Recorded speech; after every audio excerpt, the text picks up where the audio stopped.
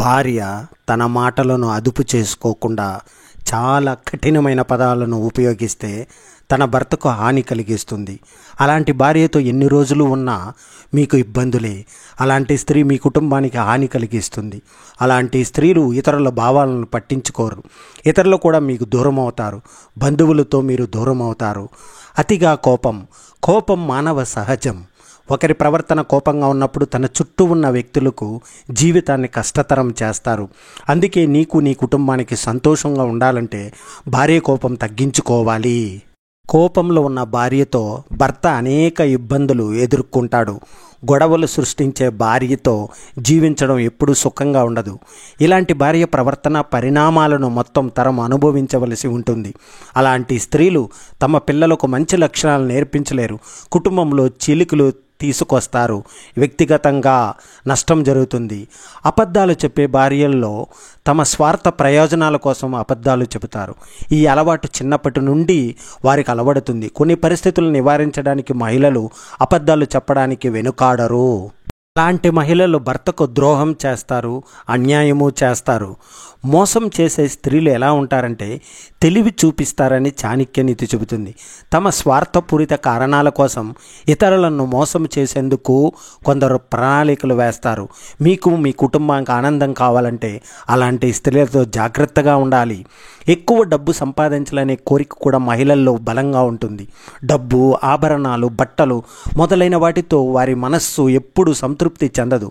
అయితే డబ్బు కోసం తప్పుడు దారుల్లో వెళితే చాలా ఇబ్బందులు వస్తాయి. ప్రతి ఒక్కరూ పెళ్లి తర్వాత సంతోషంగా ఉండాలని అనుకుంటారు. కానీ కొన్ని కారణాల వల్ల ఇబ్బందులు వస్తూ ఉంటాయి. భార్యాభర్తల అనుబంధం ఎంతో ప్రత్యేకమైనది. ఇద్దరు కూడా జీవితాంతం ఒకరితో ఒకరు కలిసి గడపాలి. ఒకరికొకరు సపోర్ట్ ఇవ్వాలి. అయితే భార్యలో ఉండే అలవాట్లు భర్తకు చికాకు తీసుకువస్తాయి. ఇలాంటి అలవాట్లకు భార్యలు దూరంగా ఉంటే చాలా మంచిది. భార్య ఎక్కువగా షాపింగ్ చేస్తే భర్తకు నచ్చదు. షాపింగ్ అనేది దాదాపు ప్రతి ఒక్క మహిళ బలహీనత. భార్యలో ఉండే ఆ అలవాటు భర్తకు తలనొప్పి తీసుకొస్తుంది, చికాకు కలిగిస్తుంది. భార్యలు ఈ విషయంలో లిమిటెడ్ క్రాస్ అయితే చాలా మంచిది. ఇలాగే చిన్న అనుమానాన్ని కూడా బంధం పెంచేస్తుంది. చాలామంది భార్యలు చిన్న విషయాలు కూడా భర్తను అనుమానిస్తూ ఉంటారు. ఆలస్యంగా వచ్చినా, పదే పదే ఫోన్ చూసుకుంటున్నా భార్యకు అనుమానం కలుగుతుంది. భార్యకు అనుమానం వస్తే భర్తకు కోపం వస్తుంది. కాబట్టి భార్యలు ఇలాంటి అలవాటును కూడా మానుకోవాలి. అలాగే భార్య వెక్కిరించిన, హేళన చేసినా కూడా భర్తకు నచ్చదు, కోపం వస్తుంది, చిరాకు వస్తుంది. భార్య ఎప్పుడు కూడా తన కోపాన్ని కంట్రోల్ చేసుకుంటూ ఉండాలి. ఏదైనా సమస్య వస్తే కూర్చుని మాట్లాడుకోవాలి. అలాగే భార్య ఎక్కువగా అలిగితే కూడా భర్తకు కోపం వస్తుంది. అలాగే భార్య ఎక్కువ అసూయ పడుతున్నా కూడా భర్తకు కోపం వస్తుంది. ఈ లక్షణాలు లేకుండా చూసుకుంటే అప్పుడే భార్యాభర్తలు సంతోషంగా ఉంటారు. చేసుకునే భాగస్వామి దొరికితే ఏ మగాడికైనా ఇంకేం కావాలి? 3 పువ్వులు 6 కాయలు అన్నట్టుగా సాఫీగా సాగిపోతుంది సంసారం. ఇటీవల ఉత్తరప్రదేశ్లో వరుడు మద్యం సేవించి పెళ్లిపీటలపైకి వచ్చాడని తనకు ఈ పెళ్ళొద్దంటూ వధువు నిరాకరించి వెళ్ళిపోయింది. ఆ తర్వాత ఎంత బతిమాలినా ససేమిరా అంది. చేసేదేమి లేక పెళ్లి రద్దు చేసుకుని ఎవరి దారిని వెళ్ళిపోయారు. జీవిత భాగస్వామిని ఎంచుకునేవారు ఎలాంటి చెడు అలవాట్లు లేని వారే కావాలని కోరుకుంటారు. కానీ ఈ జంటను చూస్తే మాత్రం వామ్మో, ఇలాంటి ఆడవాళ్ళు కూడా ఉంటారా అని ఆశ్చర్యం వేస్తుంది. పూర్తి స్పష్టత వచ్చాకే కార్యరంగంలోకి దిగాలని భావించి వేచి చూస్తున్నారా? అయితే మీరు పనిని ప్రారంభించే సమయం ఎప్పటికీ రాకపోవచ్చు కూడా. అతిగా ఆలోచించడం ద్వారానో, సుదీర్ఘంగా ప్రణాళికలు వేసుకుంటూ ఉండటం ద్వారానో దాదాపు ఏ విషయంలోనూ పూర్తి స్థాయి స్పష్టత రాదు. ధైర్యంగా, కుతూహలంతో పనిని ప్రారంభించండి. స్పష్టత క్రమంగా దానంతటా అదే వస్తుంది. ఒక బృందంలోని సభ్యులు తమ అంతర్గత సమావేశంలో మాట్లాడడానికి భయపడుతున్నారంటే అది బృంద నాయకుడి ఘోర వైఫల్యం కిందే లెక్క. బృంద సభ్యులకు నాయకుడిగా ఎప్పుడూ మానసికంగా భరోసా కల్పించాలి. ధైర్యంగా మాట్లాడే వారిని ప్రోత్సహించాలి. అప్పుడే బృంద పనితీరు మెరుగుపడి ఆశించిన ఫలితాలు దక్కుతాయి. మీ మెదడు చాలా శక్తివంతమైనది. దానిలో ప్రతికూల ఆలోచనలు నింపుకుంటే చుట్టూ ప్రతి ఒక్కటి ముప్పుగానే కనిపిస్తుంది. సానుకూల ఆలోచనలు నింపుకుని ఎదగాలని దృఢంగా నిశ్చయించుకుంటే ఎటు చూసిన అవకాశాలే కనిపిస్తుంటాయి. మధుమేహంలో, గుండె జబ్బులు, మూత్రపిండాల వైఫల్యం సహా ఎన్నో అనారోగ్య సమస్యలు తలెత్తుతాయి. దాన్ని నియంత్రణలో ఉంచుకోవడం అత్యావశ్యకం. అందుకు ఉపయోగపడే మార్గాల్లో ఒకటి భోజనం తర్వాత నడక. భోజనం చేశాక 10-15 నిమిషాలతో పాటు నడవటాన్ని అలవాటుగా మార్చుకోండి. దానివల్ల తిన్న వెంటనే రక్తంలో చక్కెర స్థాయిలు ఎక్కువగా పెరగకుండా నియంత్రించుకోవచ్చు. ఇన్సులిన్ మెరుగ్గా పనిచేసి తీరును మారుస్తుంది. మీ ఆరోగ్యంపై శ్రద్ధ చూపలేనంత బిజీగా మీరు ఉండడం అంటే మీరు నడుపుతున్న వాహనంలో అయిపోతున్నా తిరిగి నింపుకునేందుకు సమయం కేటాయించలేకపోవడమే. అలాంటప్పుడు కాస్త ముందో వెనుకో మీరు ఆగిపోక తప్పని పరిస్థితి ఏర్పడుతుంది. అది కూడా బాగా ఇబ్బందికర స్థితిలో ఆరోగ్య పరిరక్షణకు రోజు సమయం కేటాయించుకోండి. కష్టపడి పని చేసినంత మాత్రాన మీరు విజయవంతం అవుతారని గ్యారెంటీ ఏమీ ఉండదు. ఎంతో కష్టపడిన గెలుపు దరికి చేరని వారు, తగినంత గుర్తింపు పొందకుండానే కనుమరుగైన వారు ఈ ప్రపంచంలో చాలామంది ఉన్నారు. జీవితంలో విజేతలుగా నిలవాలంటే ప్రయత్నం, సమయం, అదృష్టం అన్నీ కలిసి రావాలి. అంత మాత్రాన కష్టపడి పనిచేయడాన్ని తక్కువ చేసి చూడకండి. మీ విజయ అవకాశాలను అది గణనీయంగా మెరుగుపరుస్తుంది. గెలుపు కోసం మీరు బరిలో దిగేందుకు అనుమతించే టికెట్టు లాంటిది. మీ ఆయుష్ పెరగాల అయితే రోజు కనీసం 10,000 అడుగులు నడవండి. శరీర ఆకృతి మెరుగవ్వాలా అయితే తరవల బరువులు ఎత్తండి. బాగా నిద్రపోవాలని కోరుకుంటున్నారా అయితే దేహంపై రోజు ఉదయం కాసేపు సూర్యరశ్మి పడేలా చూసుకోండి. రోజు వారమంతా వారం నెల అవుతుంది, నెల ఏడాది అవుతుంది. చేతివేళ్ళ మధ్య నుంచి ఇసుకు జారిపోయినట్లు సమయం గడిచిపోతూనే ఉంటుంది. కాబట్టి మీ కలల సాకారం కోసం కృషి చేయడాన్ని మరుసటి రోజుకు ఎప్పుడూ వాయిదా వేసుకోకండి. ఎవరు చూడకున్నా మీ పని మీరు చేస్తూ వెళ్ళండి. ఎవరో గమనించిన సమయంలోనూ ఇతరులతో నిజాయితీగా నడుచుకోండి. మిమ్మల్ని మీరు మెరుగుపరుచుకునే మార్గాలను నిరంతరం అన్వేషిస్తూనే ఉండండి. ఎన్నిసార్లు వైఫల్యాలు ఎదురైనా తప్పులు సరిదిద్దుకుంటూ తిరిగి ప్రయత్నించండి. ఇవన్నీ చేయగలిగితే మీరు జీవితంలో విజయం సాధించడం తథ్యం. బడిలో చదువుకునేటప్పుడు ఎలా సిద్ధమయ్యామో జీవితంలో ఎదురయ్యే కఠిన పరీక్షలకు మనం అలాగే సన్నద్ధమవ్వాలి. అందుకోసం ముందస్తు క్రియాశీలతతో వ్యవహరిస్తూ నిరంతరం శారీరకంగా, ఆరోగ్యంగా బలంగా ఉండాలి. మానసికంగా పట్టుదల, జాగరూకతతో పెంచుకోవాలి. మేధోపరంగా నేర్చుకుంటూ ఎదుగుతూ ఉండాలి. సన్నద్ధతతో మన జీవన ప్రయాణం సులువవుతుంది. గుర్తుపెట్టుకో మిత్రమా, మీ జ్ఞానాన్ని మీలోనే దాచిపెట్టుకోండి. దానివల్ల మీ ఆలోచన పరిధి కుచించుకుపోతుంది, సృజనాత్మకత తగ్గిపోతుంది. మీతో తమ లక్షణాలు, జ్ఞానాన్ని పంచుకునేందుకు ఇతరులు కూడా ముందుకు రారు. మీ విలువ పడిపోతుంది. మీ జ్ఞానాన్ని ఇతరులకు పంచడంలో ఉదారంగా ఉన్నప్పుడే మీరు మరికొన్ని కొత్త విషయాలు సులభంగా నేర్చుకోగలుగుతారు.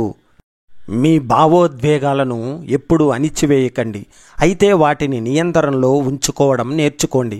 భావోద్వేగాలను ఎప్పుడు, ఎక్కడ, ఎలా వ్యక్తపరచాలో తెలుసుకోవడమే క్రమశిక్షణలో అత్యంత ముఖ్యమైన విషయం. భావోద్వేగాలే మిమ్మల్ని నడిపిస్తున్నాయంటే నాయకుడిగా ఇతరులను నడిపించే సామర్థ్యం దాదాపుగా మీకు లేదన్నట్లే లెక్క. సో గుర్తుపెట్టుకో మిత్రమా, పేదల ఆరోగ్యాన్ని కాపాడుకునేందుకు యాంటీబయాటిక్ ఔషధాల వినియోగాన్ని పరిమితం చేసుకోవడం అత్యావశ్యకం. ఎందుకంటే ఆ ఔషధాలు పేగుల్లోని మంచి బ్యాక్టీరియాను చంపేస్తాయి. దానివల్ల బరువు పెరగడం, అధిక రక్తపోటు, కొలెస్ట్రాల్ స్థాయిలు పెరగడం వంటి సమస్యలు తలెత్తుతాయి. లవంగాలు, వెల్లుల్లి, తేనెను తరచూ తగిన మోతాదుల్లో తీసుకోవడం ద్వారా పేగుల్లో మంచి బ్యాక్టీరియా ఉంటుంది. చాలామంది మద్యం తాగేందుకు, విందులు చేసుకునేందుకు నెల వేల రూపాయలు ఖర్చు చేస్తుంటారు. ఆరోగ్యానికి మేలు చేసే తాజా కూరగాయలు, గుడ్లు కొనుగోలు దగ్గరకు వచ్చేసరికి మాత్రం తమ డబ్బంతా వృధా అవుతున్నట్లు భావిస్తుంటారు. గంటల కొద్దీ టీవీ, ఫోన్ చూస్తారు, కానీ వ్యాయామం చేసేంత సమయం లేదంటారు. ఎక్కువ మంది అనారోగ్యం బారిన పడేందుకు డబ్బు లేకపోవడమో, సమయం లేకపోవడమో కాదు, మరి ప్రాధాన్యాలు అంటే ప్లాన్ సరిగ్గా ఉండలేకపోవడమే. మీ భావోద్వేగాలను ఎప్పుడూ అణిచివేయకండి, అయితే వాటిని నియంత్రణలో ఉంచుకోవడం నేర్చుకోండి. భావోద్వేగాలను ఎప్పుడు, ఎక్కడ, ఎలా వ్యక్తపరచాలో తెలుసుకోవడమే క్రమశిక్షణలో అత్యంత ముఖ్యమైన విషయం. భావోద్వేగాలే మిమ్మల్ని నడిపిస్తున్నాయంటే నాయకుడిగా ఇతరులను నడిపించే సామర్థ్యం దాదాపుగా మీకు లేదన్నట్లే లెక్క. సో భావోద్వేగాలను అదుపులో పెట్టుకోండి. మీలో సంభాషణను ఇతరులు ఇష్టపడే అవకాశాలు వేటిపై ఎంతగా ఆధారపడి ఉంటాయో తెలుసా? 7% మీరు వాడే పదాలపై, 35% మాట తీరు స్వర తీవ్రతపై, 55% శారీరక హావభావాలపై, 7-38-55 ఈ నియమాన్ని పాటిస్తూ క్రమశిక్షణను, కమ్యూనికేషన్ను, సామర్థ్యాన్ని పెంచుకోండి. నిటారుగా నిలబడి భుజాలు కాస్త వెనక్కిలాగే అవతల వ్యక్తులు కళ్ళలేకు చూస్తూ నవ్వుతూ మాట్లాడండి. ప్రేరణ, స్ఫూర్తి లాంటి పదాలు పవర్ తెలియాలంటే అనుభవంలోకి రావాలేమో. లేకపోతే కాలేజీ చదువు మధ్యలో మానేసి 25 ఏళ్ళు వచ్చిన జీవితానికి ఒక లక్ష్యం లేకుండా తిరుగుతున్న కుర్రాడు ప్రపంచాన్ని అబ్బురుపరిచిన మిరాకిల్ మ్యాన్ ఎలా అవుతాడు? టాప్ 10 మోటివేషనల్ స్పీకర్లో ఒకటిగా ఎలా మారుతాడు? మనిషి తలుచుకుంటే సాధ్యం కానిది లేదనటానికి ఇదో గొప్ప నిదర్శనం.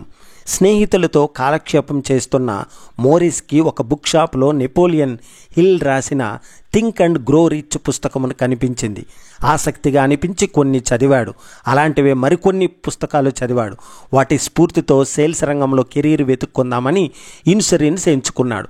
అందులో ఎంత చకచకా ఎదిగాడంటే 10 ఏళ్ల కల్లా Morris good man and associates అనే సొంత కంపెనీనే పెట్టేశాడు. తర్వాత 1981 మార్చిలో పైలట్ లైసెన్స్ సంపాదించి సెస్నా విమానం కూడా కొనుక్కున్నాడు. దురదృష్టవశాత్తు వారం తిరగకుండానే ప్రమాదానికి గురయ్యాడు. అతని సొంత విమానం ఇంజిన్ చెడిపోవడంతో కుప్పకూలింది. వెన్నుముక విరిగి మోరీ శరీరం అంతా చచ్చుబడింది. మాట లేదు, ఆహారం మింగుడు పడదు, ఆఖరికి శ్వాస కూడా స్వయంగా తీసుకోలేడు. కనురెప్పల తప్ప శరీరంలో మరే కదలికలు లేదు.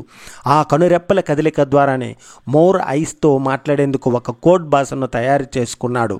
వేరువేరు ఆసుపత్రుల్లో వైద్యులు రకరకాల చికిత్సలు చేస్తూనే ఉన్నారు. యంత్ర సహాయం లేకుండా అతడు శ్వాస తీసుకోవడానికి 1 నెల రోజులు పట్టింది. ఆ ఉత్సాహంతో స్పీచ్ థెరపీ మొదలుపెట్టాడు. 3 నెలలకి అమ్మా అనగలిగాడు.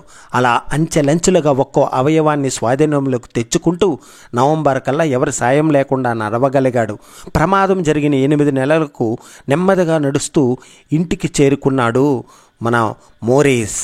అయితే మనం చెప్పుకున్నంత తేలిగ్గా గడపలేదు మోరిస్.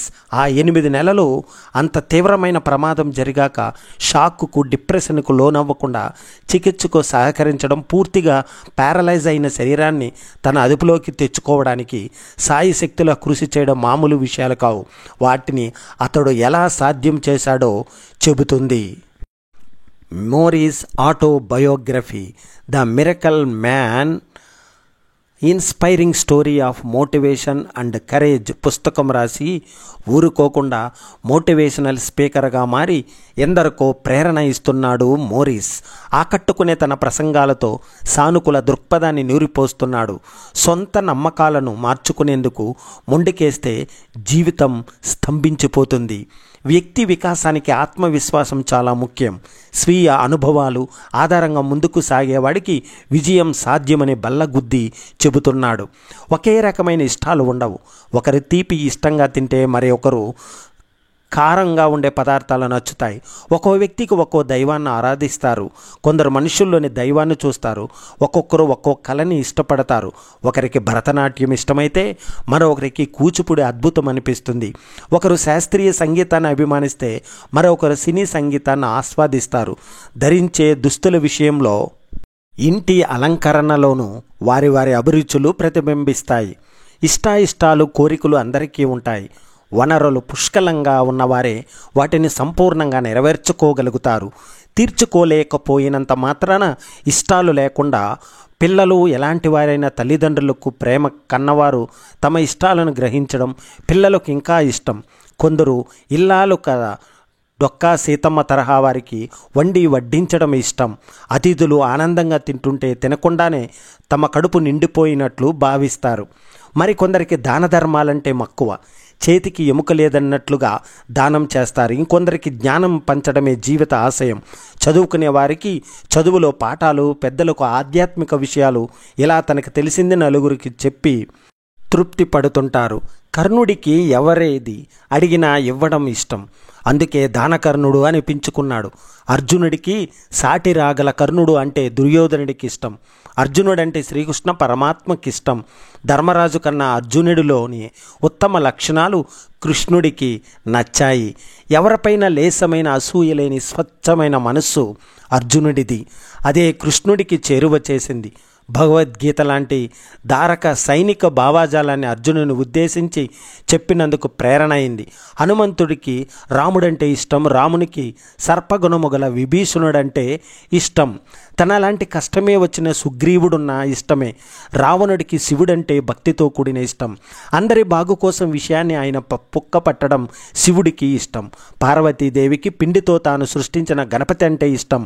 ప్రేమతత్వాన్ని ప్రజలకు చాటుతూ ఉండే రాధాకృష్ణులు ఇష్టం. ధ్యానులకు జ్ఞాన జగతిలో మైమరిచిపోవడం ఇష్టం. ప్రపంచంలోని ప్రాణులన్నీ కాలుష్యరహిత వాతావరణం ఇష్టం. ధర్మ అర్థ కామ మోక్షాదులను సక్రమంగా పొందే వారంటేనే ఆ దైవానికి అభిమానం. కామ క్రోధ లోభ మోహ మద మాత్సర్యాలకు అతీతంగా ఉన్న మనుషులంటే ఆయనకు ఎంతో ప్రేమ. అందరి క్షేమాన్ని కాంక్షించే ఆ అంతర్యామికి ప్రతి ప్రాణిలోనూ తన ఉనికిని చూడగలిగే వారుంటే మరీ ఇష్టం. అందుకే మన ఇష్టం ఎన్ని ఉన్నా ఆయన అభిరుచులకు తగినట్లు ఉండడమే మనందరికీ ఇష్టం కావాలి. అప్పుడే మానవత్వం పరిమళిస్తుంది, మంచితనం పరివిడిల్లుతుంది. ప్రపంచమంతటా శాంతి కపోతం స్వేచ్ఛగా ఎగురుతుంది. అసహాయులంటూ లేని ఆదర్శ సమాజం ఆవిష్కృతమవుతుంది. అందుకు తలో చెయ్యి వేయాలి. ఈవేళ అనవసరమైన కొంటే రేపు అవసరమైనవి అమ్ముకోవలసి వస్తుంది. ప్రపంచ కుబేరుల్లో ఒకరైన వారెన్ బఫెట్ మాట ఇది. ఒకప్పుడు ఏదైనా కొనాలంటే పనిగట్టుకుని దుకాణానికి వెళ్ళాల్సి వచ్చేది.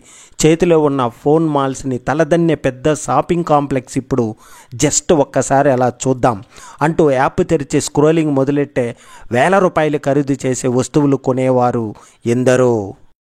ప్రతి నలుగురిలో ఒకరు కంపల్సరీగా ఏదో ఒకటి కొనేస్తున్నారని ఒక ఆర్థిక సంస్థ నివేదిక స్పష్టం చేసింది. విజయ్కు ఇలాంటి అలవాటే ఉంది. సోషల్ మీడియాలో రీల్స్ చూడటం, అందులో చెప్పిన వస్తువునల్లా ఈ కామర్స్ వెబ్సైట్లు వెతికి ఒక క్లిక్తో కొనేయడం అలవాటైపోయింది. ఒక దశలో ఇటు ఇంట్లో వస్తువులు, అటు క్రెడిట్ కార్డు బాకీ పెరిగిపోయాయి. ఏ నెలకు ఆ నెల కార్డు బిల్లులు మినిమం పేమెంట్ మాత్రమే చేస్తూ నెట్టుకొస్తున్నాడు. కనీసం 4-5 నెలలు జీతం ఒకేసారి వస్తే తప్ప బిల్లు మొత్తం తీర్చలేని పరిస్థితి. సంతోష్ అలా కాదు.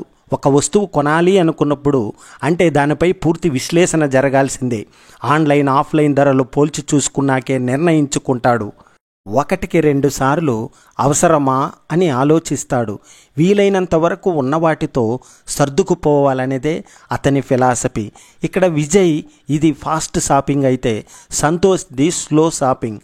అనుకోగానే కొనడం కన్నా నిర్ణయాన్ని 1-2 రోజులు వాయిదా వేసుకోవడం వల్ల సరి అయిన నిర్ణయం తీసుకోవచ్చు. ఈ అలవాటు మంచి ఫలితాన్ని ఇస్తుందని నిపుణులు చెబుతారు. సరి అయిన కారణం ఉంటేనే కొనడం, సరి అయిన ధరకే లభిస్తుందా తెలుసుకోవడం భవిష్యత్తు ఆర్థిక పరిస్థితులపైన ప్రభావం చూపిస్తుంది. ఆదాయంలో ఖర్చు తగ్గి పొదుపు పెరుగుతుంది. అందుకే క్రెడిట్ కార్డులో ఆన్లైన్ ట్రాన్సాక్షన్ డిజేబుల్ అవుతుంది. అవసరం అనుకున్న వస్తువును ఆఫర్, డిస్కౌంట్లు వచ్చినప్పుడు కొనచ్చు.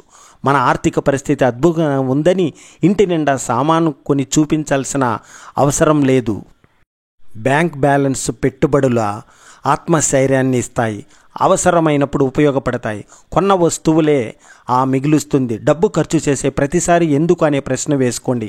ఆ తరువాత ఎందుకు కొన్నామా అని తల పట్టుకునే పరిస్థితి ఎప్పటికీ రాదు మిత్రమా. ఇతరులు కొన్నారని మనము కొనడం జీవనశైలి ద్రవ్యోల్బణానికి కారణమవుతుంది. కష్టపడి సంపాదిస్తున్న డబ్బులు సద్వినియోగం చేసుకోవడానికి ఉపయోగపడేదే స్లో షాపింగ్. కొనాలనే ఆలోచన, కొనడం, ఈ రెండింటికి మధ్య ఉన్న విరామం భవిష్యత్తులో పశ్చాత్తాపానికి బదులు సంతోషాన్ని మిగులుస్తుంది. డబ్బు ఖర్చు చేసే ప్రతిసారి ఎందుకు అనే ప్రశ్న వేసుకోండి. ఆ తర్వాత ఎందుకు కొన్నామా అని ఆలోచిస్తారు. పుట్టినవారు గిట్టక మానరనే సత్యం అందరికీ తెలుసు. అయినా ప్రాణానికి ప్రాణంగా భావించిన వ్యక్తి ఒక్కసారిగా దూరమైతే ఆ దుఃఖాన్ని భరించడం కష్టమే. ప్రియమైన వ్యక్తి జ్ఞాపకంగా మిగిలినప్పుడు ఆ జ్ఞాపకాన్ని అపురూపంగా దాచుకోవాలి.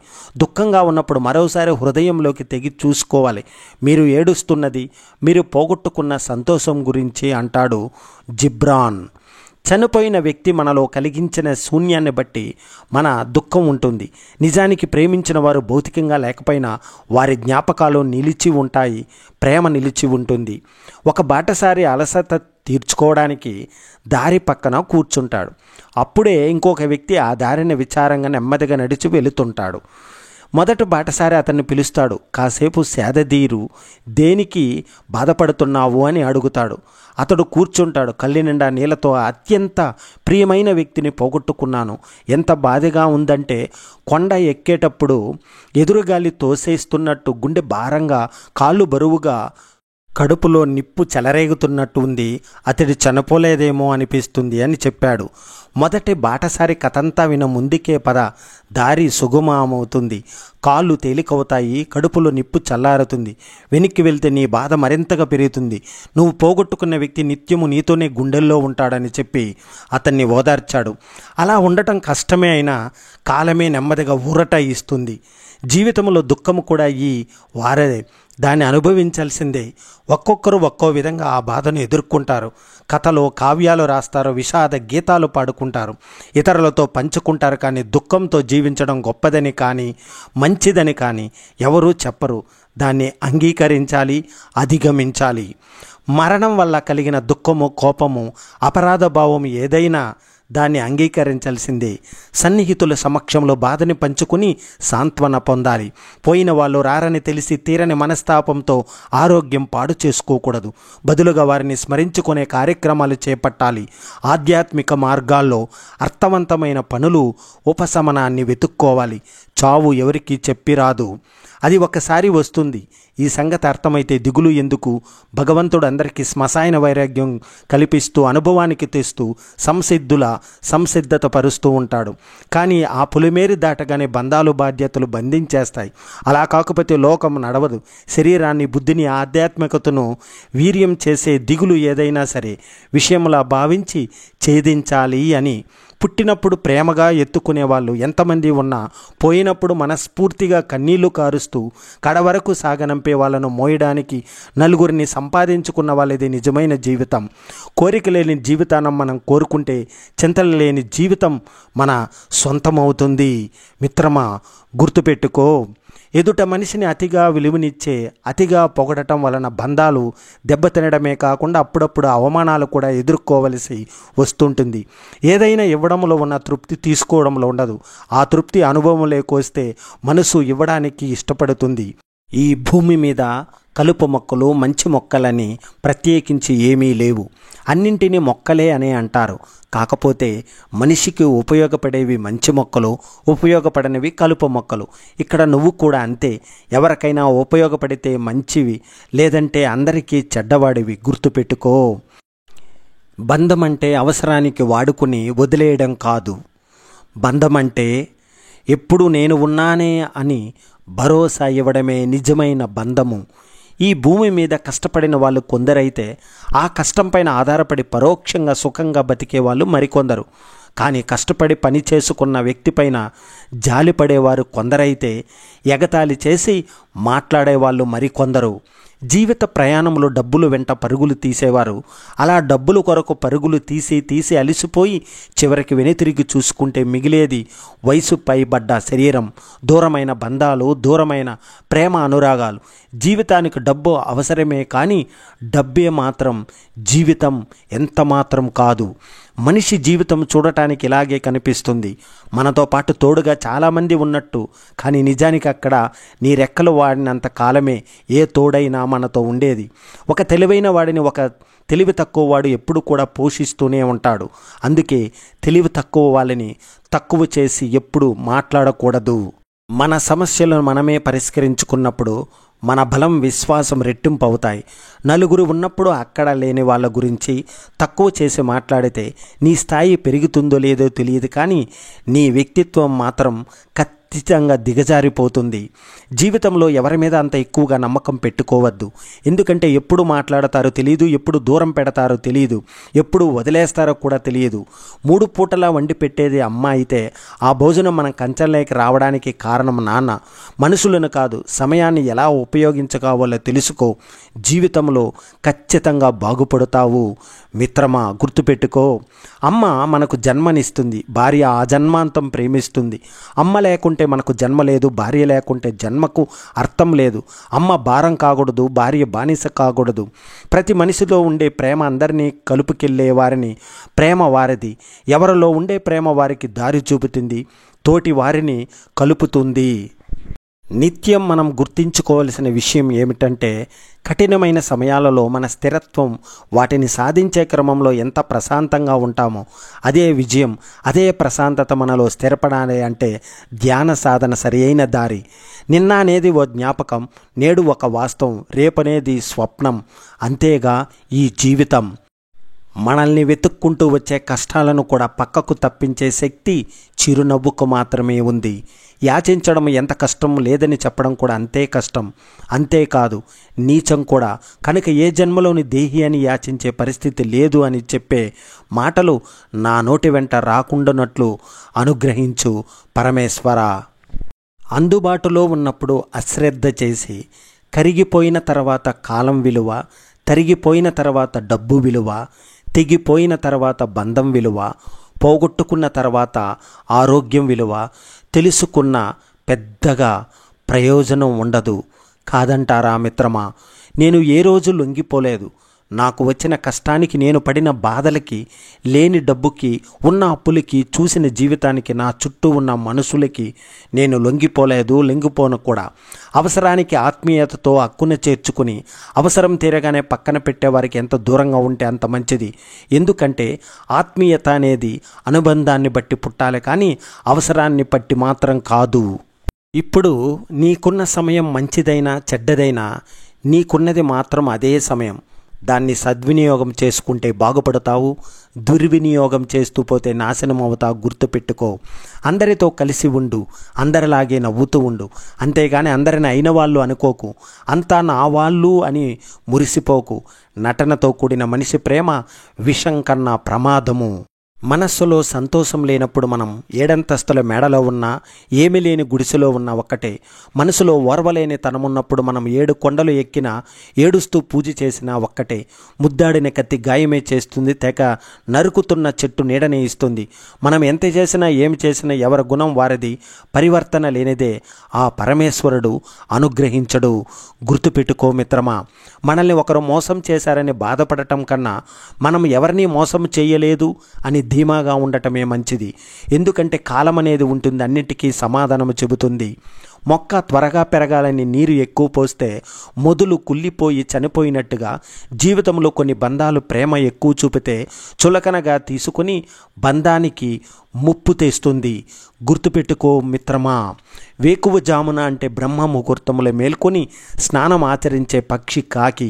సూర్యాస్తమయం తర్వాత ఎట్టి పరిస్థితుల్లోనూ ఆహారం ముట్టని జీవి కాకి మాత్రమే.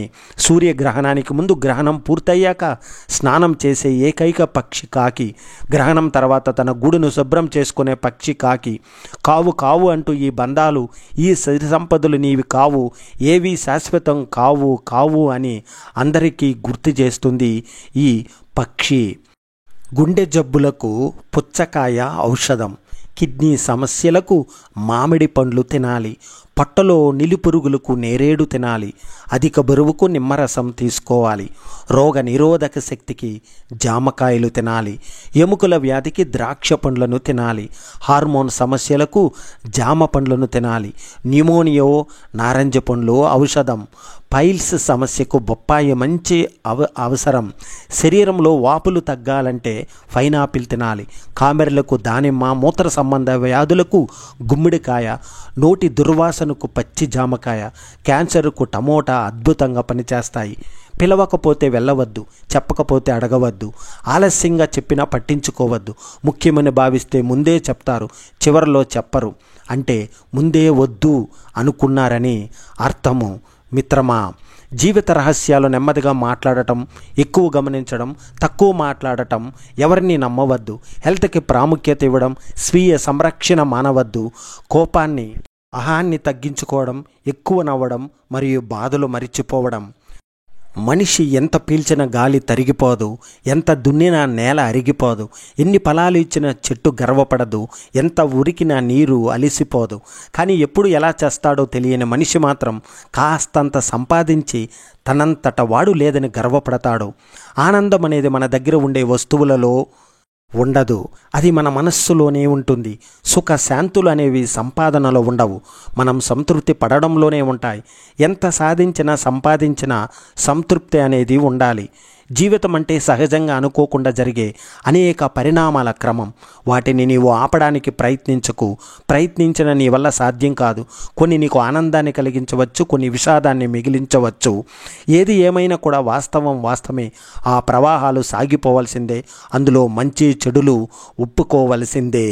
మిత్రమా, గుర్తుపెట్టుకో, గొంగలి పురుగు అని అసహించుకున్నవారు సీతాకోక చిలుకలా మారిన తర్వాత వర్ణించడానికి మాటలు వెతుకుతుంటారు. మనిషి జీవితం కూడా అంతే. కష్టపడుతున్నప్పుడు రానివ్వరు, నువ్వు సుఖపడుతున్నప్పుడు వెతుక్కుని మరీ నీ దగ్గరికి వస్తారు. మనశ్శాంతి అనేది కొనేది కాదు, అమ్మేది అంతకన్నా కాదు. మనశ్శాంతి అనేది నీలోనే ఉంటుంది. గట్టి ప్రయత్నం చేస్తే నీతోనే ఉంటుంది. నువ్వు వెలుగులో నడిస్తే ప్రపంచమే నీ వెంట వస్తుంది. కానీ నువ్వు చీకట్లో నడిస్తే నీ నీడ కూడా నీ వెంట రాదు. వేసే అడుగులు చూసుకుని నడవడం నేర్చుకోవడం మన బాధ్యత. తప్పటడుగు వేస్తే అది మన జీవితానికి హానికరం. ఏ అడుగు వేసినా జాగ్రత్తగా వేయి. కింద పడితే మళ్ళీ నీకు చేయి అందించడానికి ఎవరో రారు. పైగా నీ గొయ్య నువ్వే తవ్వుకున్నట్టు అంటారు. చెబితే విన్నావా అంటారు, తర్వాత అనుభవించు అంటారు. కళ్ళు వెళ్ళిన ప్రతి చోటికి మనసు వెళ్ళకూడదు, మనసు వెళ్ళిన ప్రతి చోటకి మనిషి వెళ్ళకూడదు. ఎంత కంట్రోల్లో ఉంటే అంత మంచిది. జై హింద్, వందే మాతరం.